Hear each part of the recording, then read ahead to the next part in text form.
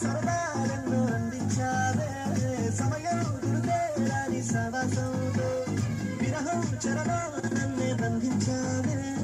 ఎప్పుడు మరుపేరాని నీ అందంతో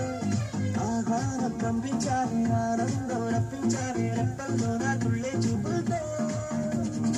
ఆరాటం మూడించావే ఓ మాటం వారించావే చేరువలో నా చేసే మూడో